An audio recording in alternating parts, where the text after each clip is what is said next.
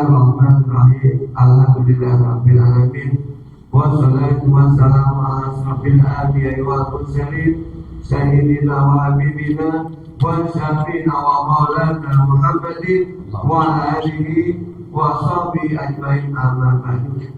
Yang sama-sama kita hormati dan kita muliakan guru kita Ustaz Muhammad Yusuf Sholeh Al-Ghifari, yang kami hormati para alim ulama, para orang tua yang hadir pada kesempatan kali ini, yaitu Bapak Haji Ali Solikin, Bapak Abdul Razak, Bapak Iwan, Bapak Sabit Asmat, Bapak Salman Paul, Bapak Iman, Bapak-bapak seluruhnya yang hadir pada kesempatan kali ini yang kami hormati, yang mohon maaf tidak kami sebutkan satu persatunya lagi, namun tidak mengurangi rasa hormat dan lazim layak saya kepada Bapak hadir sekalian. Wabil khusus kepada Ustaz Haji Abdul Malik dan juga DKM Pusat Tajirudha, yaitu Bapak Haji Ahmad Syed Mas Mahendra beserta jajarannya. Puji dan syukur marilah bersama-sama kita sampaikan kehadiran ilahi Rabbi Allah Subhanahu wa Ta'ala yang sampai saat ini masih banyak sekali memberikan nikmatnya kepada kita. Yang paling utama yaitu nikmat sehat walafiat, panjang umur, serta nikmat keimanan kita dalam Islam, sehingga kita dapat melaksanakan kewajiban kita, yaitu sholat maghrib berjamaah, yang kemudian akan dilanjutkan dengan pengajian taklim ahad malam yang insya Allah akan disampaikan oleh kita Ustaz Muhammad Yusuf Sholeh Al-Ghifari. Selawat dari salam semoga tercurah kepada junjungan kita Nabi besar Muhammad Sallallahu Alaihi Wasallam beserta keluarganya, sahabatnya, dan kepada kita sebagai pengikutnya. Mudah-mudahan kita adalah orang yang akan mendapatkan syafaatul uzma di hari kiamat nanti dari Nabi kita Muhammad Sallallahu Alaihi Wasallam. Bapak-bapak hadirin yang kami hormati, baik, marilah kita mulai saja Pak pengajian kita ini pada guru kita Ustaz Muhammad Yusuf Sholeh Al-Ghifari. Waktu dapat kami persilakan. Shallallahu ala Nabi Muhammad.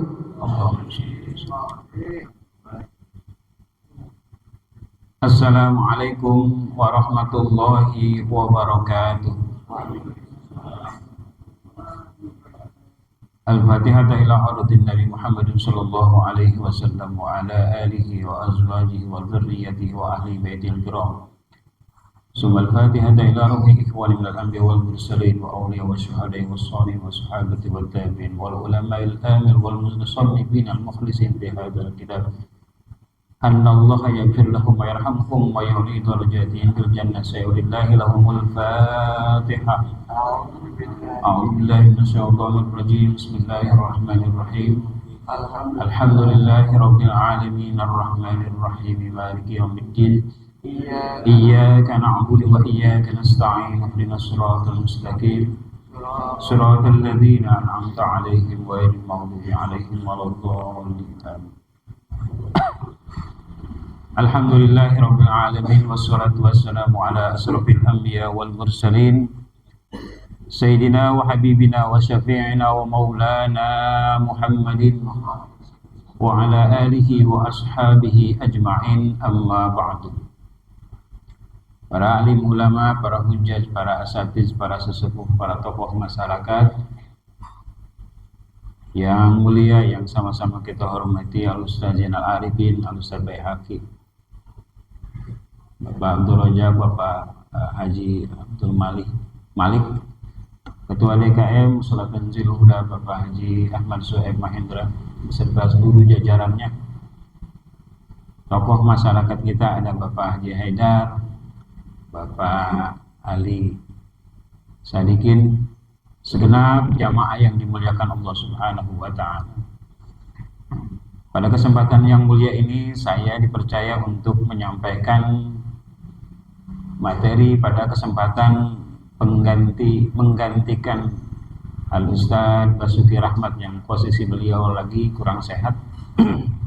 Kita mudah-mudahan dengan berkumpulnya kita pada kesempatan ini mengkaji sekaligus berwasilah, mudah-mudahan kita doakan beliau selalu sehat, panjang umur, kemudian musibah yang baru saja menimpa beliau menjadi sebuah kiparat dosa, dan penyakitnya semoga cepat disembuhkan oleh Allah Subhanahu wa Ta'ala, sehingga cepat pula berkumpul dan beraktivitas bersama-sama kita di musola ini. Para jamaah sekalian yang dimuliakan Allah Subhanahu wa Ta'ala, kesempatan yang mulia ini tak banyak yang ingin saya sampaikan, namun akan membahas tentang hal-hal yang sudah lumrah yang kita lakukan berkaitan tentang ibadah kita. Di musola itu kan tempatnya ibadah, tiada lain kita berangkat dari rumah kecuali untuk ibadah. Ibadah yang afdol, yang paling utama di musola adalah sholat.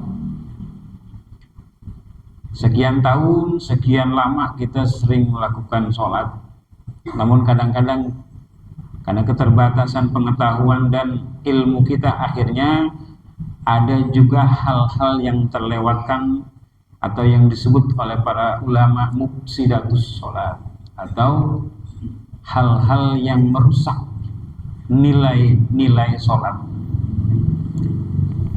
Pada kesempatan yang mulia ini saya akan memaparkan sedikit hal tentang yang membatalkan atau yang merusak nilai-nilai sholat. Bismillahirrahmanirrahim. Faslun. Satu pasal ini menceritakan tentang kaitan dengan sholat. Tabtulus sholat bi arba'a sholatin khislatin. Pembatalan sholat itu ada 14. Biwuku'in najasati, bil hadisi biwuku'in najasati. Yang pertama adalah datangnya najis atau jatuhnya najis di dalam atau di diri kita, baik itu pakaian ataupun tempat sholat kita.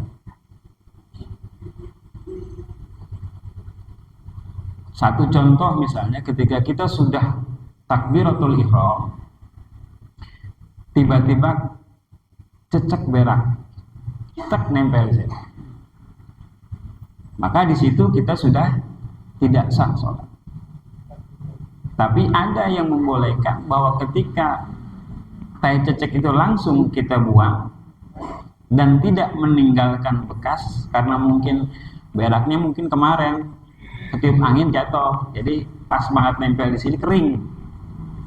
Itu ketika kita buang nggak ada bekasnya, maka lanjutkan sholat itu.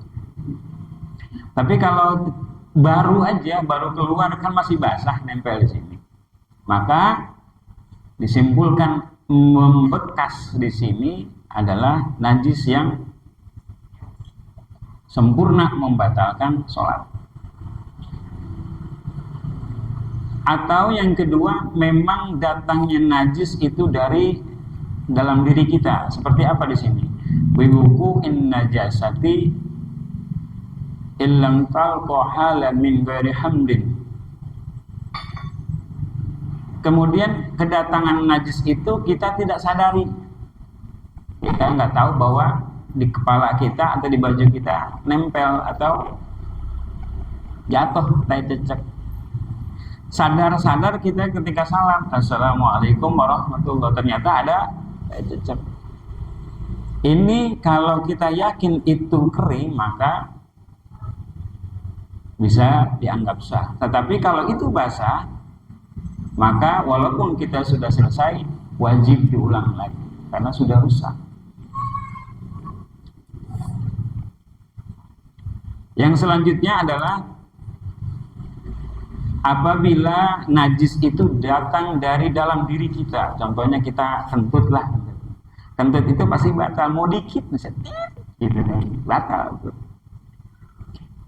Jadi keluar angin dari tubuh kita itu mau banyak kayak mau sedikit kayak itu tetap batal. Ada yang sholat ketika menjelang salam atau duduk tahiyat akhir, posisinya pengen nahan kentut gitu kan, udah mau salam nih, tahan aja karena dikit lagi selesai. Menahan kentut itu adalah makruh. Kalau ditahan aja makruh, apalagi keluar, berarti batal. Walaupun dia keluarnya adalah ketika Assalamualaikum warahmatullahi, tiba-tiba tut Assalamualaikum warahmatullahi, ini baru salam pertama, kemudian kentut, maka batal. Karena salamnya belum sempurna.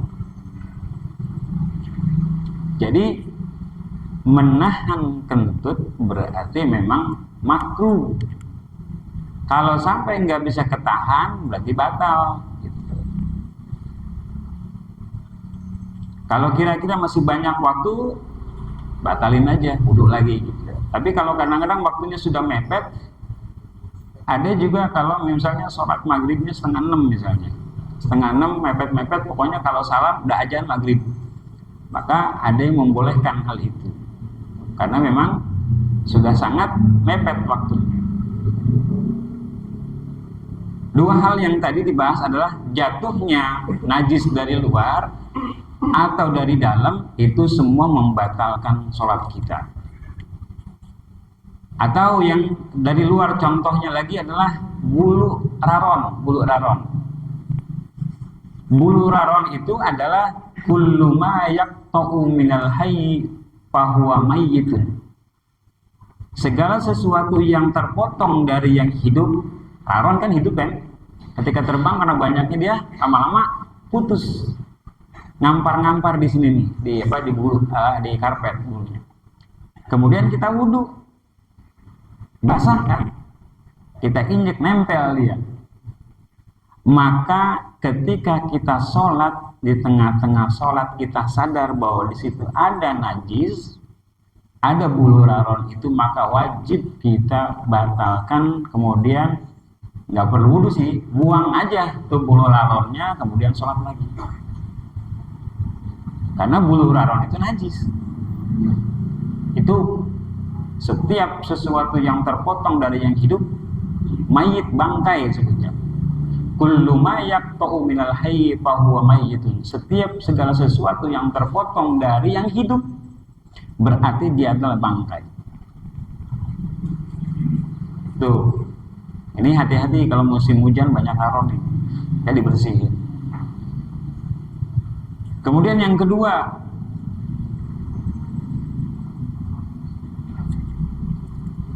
wankisahul aurat, terbuka aurat. Kalau orang terbuka aurat ketika sholat dan illam tastarohalan, tidak ditutup seketika, maka batal sholat.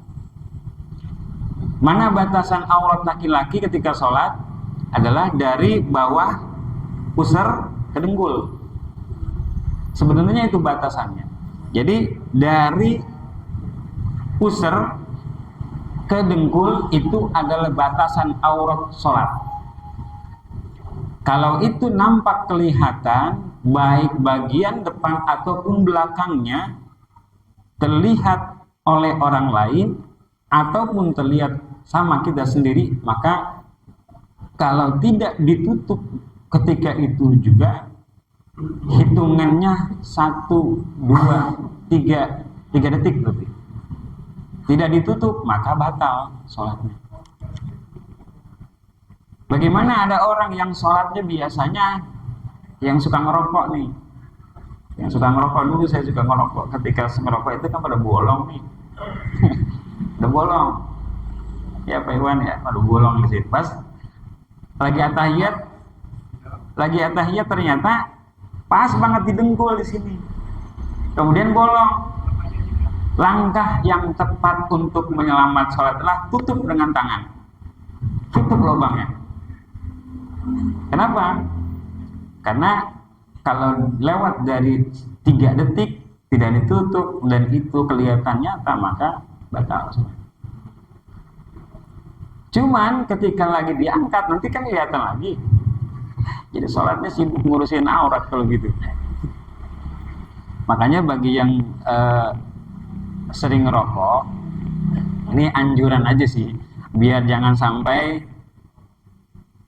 sholatnya percuma gitu ya, nggak ada mufsidat atau rusak. Makanya kalau ngerokok hati-hati gitu.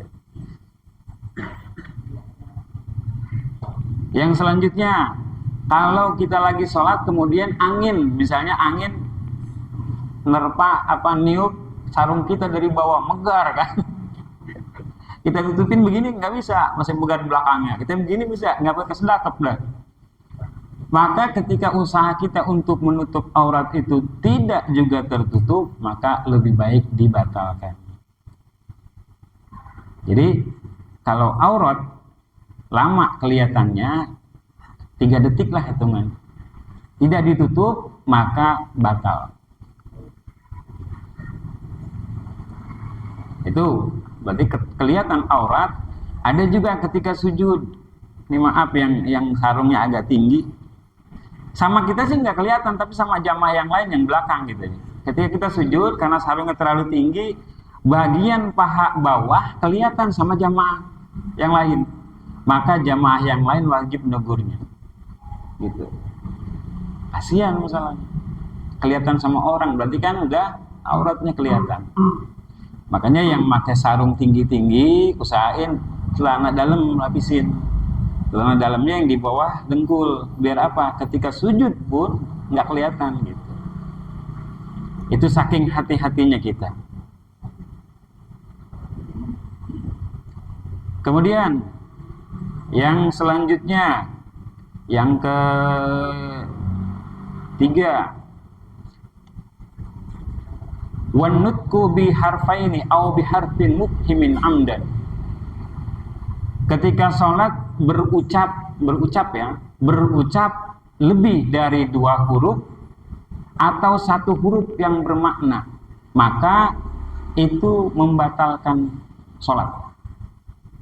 Berucap ya, bukan batuk. Kalau batuk tuh itu nggak ada hurufnya sebenarnya. Dan itu bukan nutkun namanya, bukan netku, bukan berucap, bukan ngomong gitu. Batuk ngomong bukan ya. Jadi batuk mau aha nggak batal, cuman malu aja sama jamaah yang lain. Batuk mulu. Nah, kalau dehem misalnya, itu banyakan itu. Apalagi kalau kita sholat di samping gini nih ada yang lewat, yang ginclong ini dehem tiba-tiba. Itu udah ngandung makna, kalau gitu batal. Kalau dehem memang karena menghilangkan dahak dan gak maksud mengandung makna, maka itu tidak batal. Ada wanutku biharfa ini lebih mengucapkan lebih dari 2 huruf tapi tetap bahasa Arab. Tapi itu bukan bacaan sholat. Bukan bacaan sholat ya. Bacaan sholat itu selain bacaan sholat itu mungkin yang astagfirullah misalnya. Astagfirullah. Ketika ghairil maghdubi alaihim waladhdallin. Astagfirullah. Jadi orang-orang amin dia astagfirullah. Maka astagfirullah itu bukan bacaan sholat, maka batal. Yang hurufnya Arab aja kalau memang bukan bacaan sholat berarti membatalkan. Misalnya kaget gitu kan. Is itu dalam bahasa Arab adalah hidup, 2 huruf. Itu membatalkan karena memang mengandung makna. Jadi kalau ada orang yang batuk, kemudian batuknya karena memang sakit, penyakit, maka dia batuk berapa kali pun tidak akan batal. Tapi ada orang yang nggak sengaja, lagi bersin. Lagi ketika tengah-tengah sholat kemudian bersin. Biasanya ngucapin apa? Bangkis ngucapin apa? Hasim. Alhamdulillah. Biasanya ngucapin gitu kan? Itu kan bacaan sholat, bukan. Kalau itu memang bacaan untuk bersin. Yang belakang jawab, yarhamukallah. Batal dua-duanya. Kata yang satu lagi, untung saya mah kagak. Batal semua dah. Walaupun itu lebih bahasa Arab dan bukan bacaan sholat, maka membatalkan sholat. Apalagi yang mengandung makna gitu. Yang tidak mengandung makna aja bisa membatalkan, tapi lebih dari 2 huruf. Selanjutnya, wabil muftiri amdan, melakukan hal-hal yang membatalkan puasa. Jadi batal puasa juga membatalkan sholat. Contohnya apa? Ketika kita lagi sholat, karena sholatnya sebelum sholatnya makan dulu, dan habis makan nggak gosok gigi, ada sepotong daging atau nasi gitu kan, ada di tenggorokan kita atau ada di rongga mulut kita, maka apa yang mesti kita lakukan? Kalau ditelan batal, ditahan makruh. Kenapa? Kita nahan ini, kita nggak fokus jadinya. Ada 2 hal ya, caranya diambil pakai tangan kita, kemudian jangan dilempar ke orang. Kita ambil, kita pegang aja. Tapi jangan diolesin ke tempat sujud juga nanti. Lalu gimana? Bisa dikantongin, bisa ditahan di mana kayak pokoknya. Begitu. Jangan sampai jangan sampai kena orang yang lain gitu. Kenapa? Karena makan 1 butir aja batal. Ini anjuran yang sebagaimana Rasul nyatakan, laula an asyqa 'alal ummati la amaratuhum bisiwak inda kulli shalah. Rasul menyatakan, kalau tidak madarat untuk umatku, maka aku perintahkan semuanya ketika hendak melakukan sholat bersiwak dulu. Ada yang bawa kayu ya, kayu siwak namanya, bukan akar mahoni, bukan. Itu sunnah. Tapi kalau kita di Indonesia pakai sikat gigi gitu. Di samping menjaga bau mulut dan juga hal-hal yang membatalkan. Kalau bau mulut mah nggak batal, cuman tetangga sebelah, waduh, jadi bermasalah, hilang fokusnya. Karena memang ketika kita Allahu Akbar atau kita amin, itu kan bau jengkol, bau pete keluar semua, tetangga yang sebelah, wah, itu mengganggu kehusuan orang lain, itu juga sudah makruh. Makanya disunahkan ketika hendak melakukan sholat kita bersiwak. Hadisnya tadi, laula an asyqa 'alal ummati la amaratuhum bisiwak inda kulli shalah. Selanjutnya, wal aklul kasir nasian. Ketika sholat makannya banyak lagi, nasian, lupa, sambil lupa gitu. Makan banyak ketika sholat, nasian, lupa, sambil lupa gitu. Jadi mungkin begini, udah disediain makanan gitu, udah siap, kemudian datang waktu sholat, kemudian dia makan sebagian, dia sholat dulu, kan keingetan tuh. Saking pengennya nyuap lagi sholat, dia nyuap lagi. Ada yang begitu. Makanya hal yang lupa aja nggak boleh, karena makan itu sudah membatalkan. Sama seperti niup gitu kan, itu ada yang menyatakan itu makruh, tapi karena itu adalah bukan perbuatan sholat, ada yang membatalkan. Salah satu imam di kitab Fathul Mu'in disebutkan salah satu yang membatalkan sholat adalah meniup ke depan.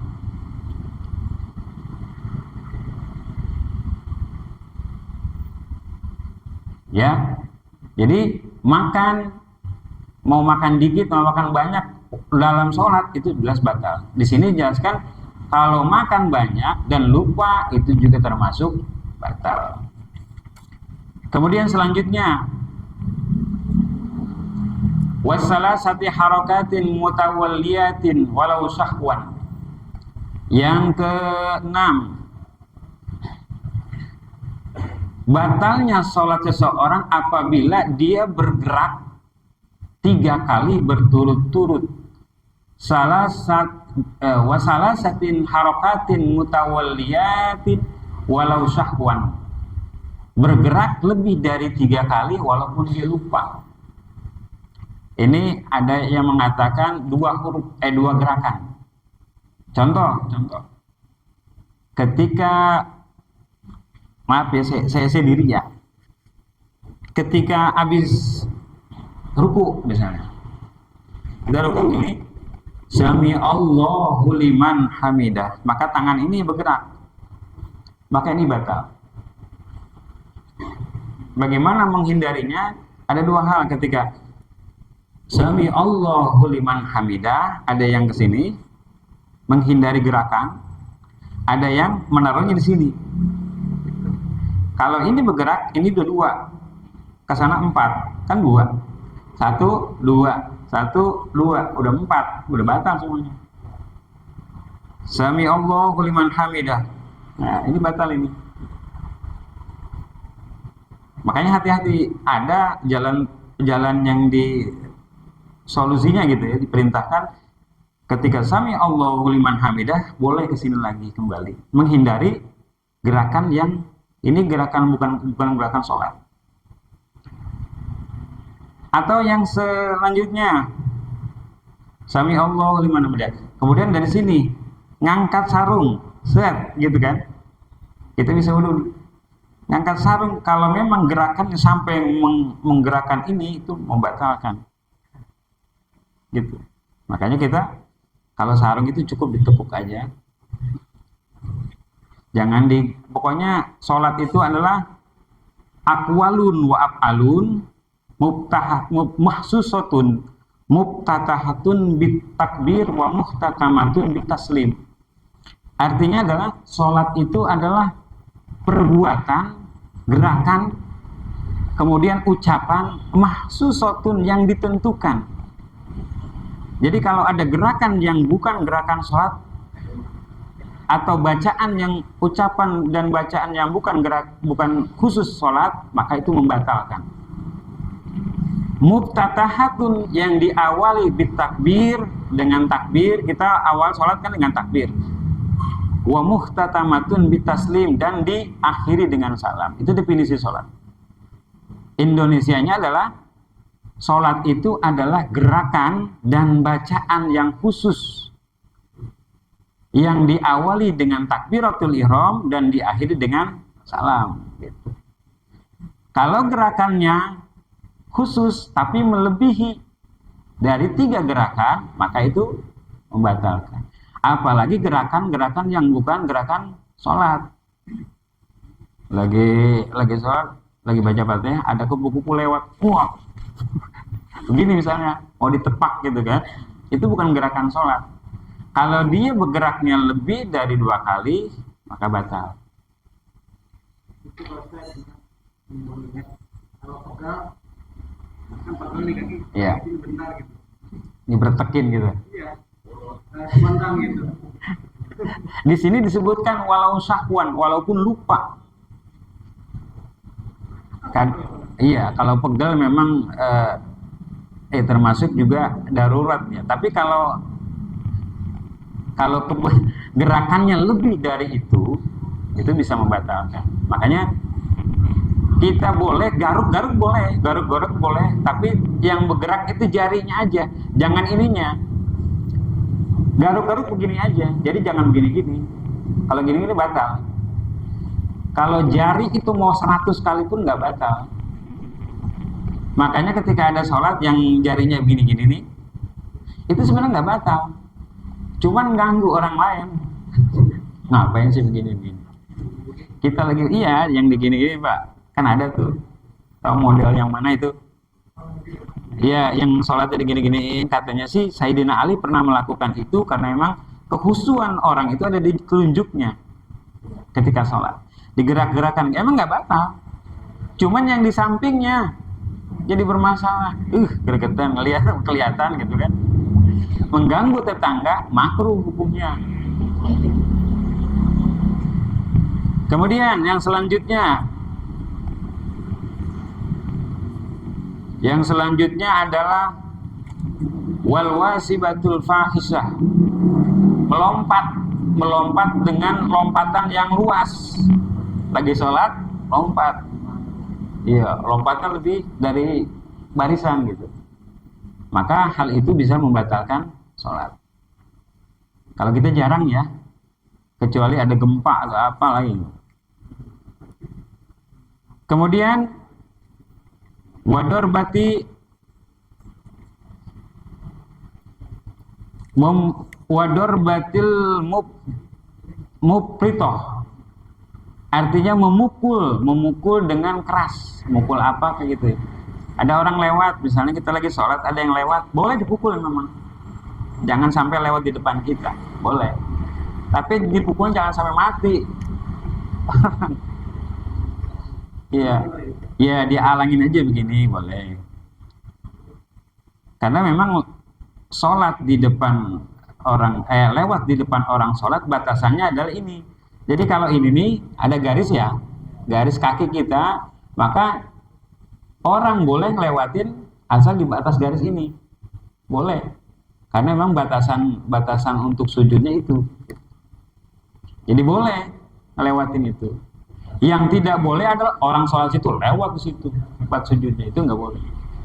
Sama Sayyidina Ali mah diacungin pedang itu. Kemudian yang selanjutnya, wa ziyadatur rukni fi'li amdan, menambahkan rukun fi'li amdan secara sengaja. Contohnya begini, menambahkan rukun fi'li, rukun perbuatan dengan sengaja. Contohnya sujudnya udah 2 kali ditambahin lagi, Allahu Akbar, tambahin lagi 1 kali lagi. Dengan sengaja ya, maka itu batal. Kalau lupa bagaimana? Kalau lupa mau 100 kali juga nggak apa-apa, yang namanya lupa. Kayak tempo hari ada kejadian lupa. Ya, namanya orang kan. Jangankan sholat, duit aja kadang-kadang lupa. Cuman ketika ke sholat ingat, gitu. Hilang di mana? Oh iya. Makanya kalau kehilangan sesuatu jangan lihat CCTV, sholat. Itu tadi gak ketemu, pasti ingat. Menambahkan rukun fi'li dengan sengaja, maka itu juga termasuk membatalkan sholat. Kemudian yang ke-11, wa taqdimu ala imami bi ruknaini fi'laini, mendahului imam dengan 2 kali rukun fi'li. Contohnya begini, mendahului imam ya, imam ruku, imam belum bangun dia udah bangun, buat imam belum bangun dia sujud 2 kali, berarti yang didahuluin adalah pertama bangun dari ruku, kemudian dia sujud, itu udah 2 namanya. 2 itu sudah membatalkan. Tapi di Imam Malik dinyatakan bareng aja sama imam batal. Makanya ada orang yang ketika imam sujud belum sempurna dia udah sujud, nggak apa-apa. Mengambil dari mazhab Syafi'i. Kalau Imam Malik nggak boleh, imam harus sempurna dulu. Allahu Akbar, imam sujud. Kalau sujudnya belum sempurna kita nggak boleh. Jadi ngikutin imam sempurna dulu. Imam sempurna sujudnya baru kita sujud. Imam sempurna duduknya baru kita duduk gitu. Cuman di kita kan asal jangan sampai gerakannya sama dengan imam. Gitu. Jangan sampai sama aja.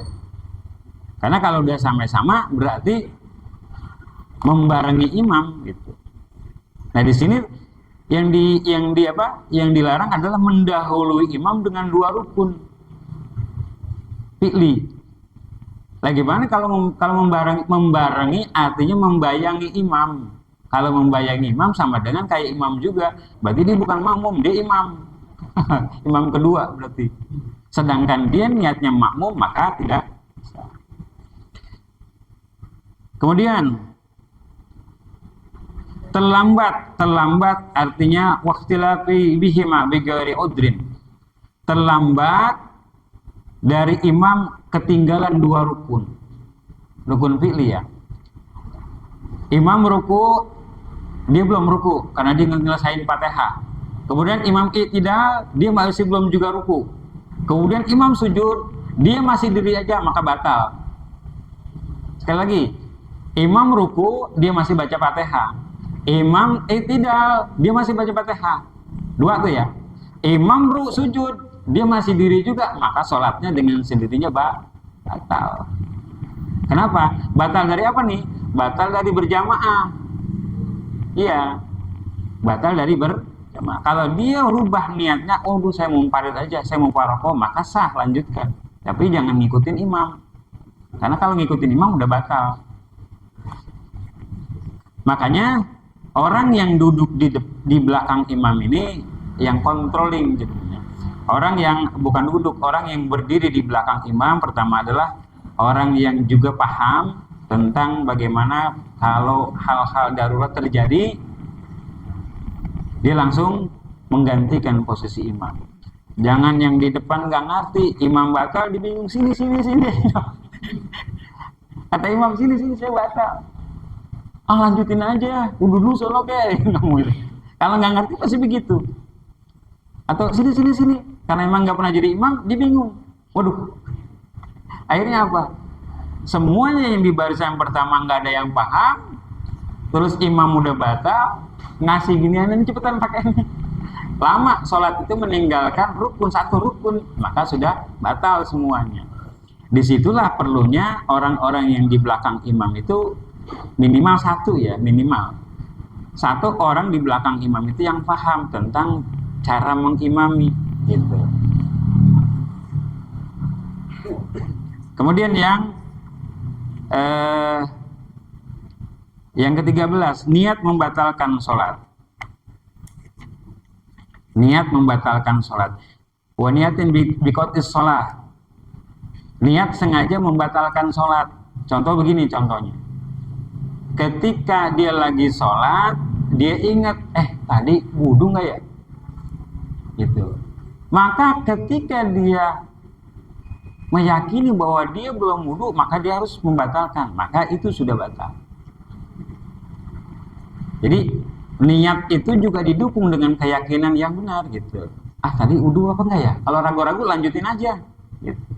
Karena biasanya orang ragu-ragu itu dilihat dari awalnya. Kalau memang dia awalnya niat, kemudian dia ragu-ragu batal apa enggak, lanjutin aja. Awalnya dia niat maka sah. Kalau awalnya belum wudu dia sholat, berarti batal kalau gitu. Kemudian yang terakhir, adalah wa ta'liqi bi qat'iha bi syai'in yataraddu fi qat'iha. Artinya adalah mensyaratkan berhenti sholat dengan sesuatu yang ragu-ragu dalam pemberhentiannya. Contohnya begini, lagi sholat kayak tadi ya, hampir kayak tadi ya, ragu-ragu. Ini berapa ya? Berapa rakaat ya? Nah, ada kan pernah terjadi ya? Atau itu biasanya kita ragu-ragu kalau sholat di rumah. Karena sholat di rumah kan nggak sekhusus sholat di musola. Ketika sholat Allahu Akbar itu kelihatan semua di rumah. Iya, dari dapur sampai ruang depan kelihatan semua. Kemudian yang ngomong sono sini, istri, anak semuanya kedengeran semua. Sehingga apa yang terjadi? Lupa ketika ini udah berapa rakaat ya.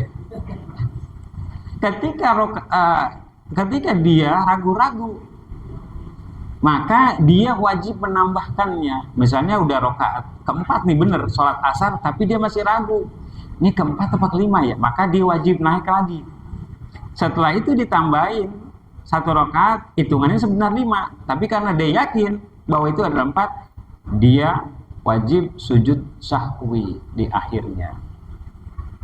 Kalau tidak sujud sahwi, kalau memang lupa lagi, ini lupa banyak lupa. Udah lupa rakaatnya, udah lupa sujud sahwi, maka batal enggak? Enggak, yang namanya lupa mah enggak.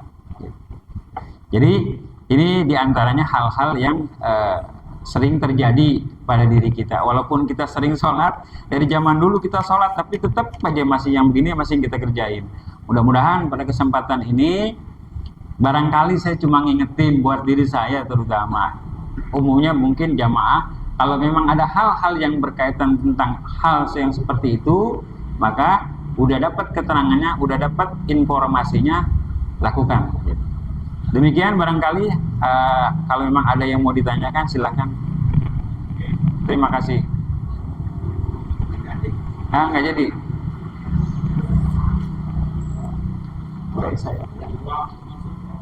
Baik, kalau memang tidak ada pertanyaan berarti udah paham semua, emang udah dari dulu sholat. Mudah-mudahan sholat kita selalu dapat mencegah perbuatan keji dan munkar, sehingga sholat kita benar-benar bernilai di hadapan Allah Subhanahu wa Ta'ala. Hal-hal yang baru saja kita ketahui, karena memang itu diantara yang merusak nilai sholat-sholat kita, mari kita coba untuk melakukan dan jauhi. Terima kasih. Adanallahu wa iyyakum ajmain. Assalamualaikum warahmatullahi wabarakatuh.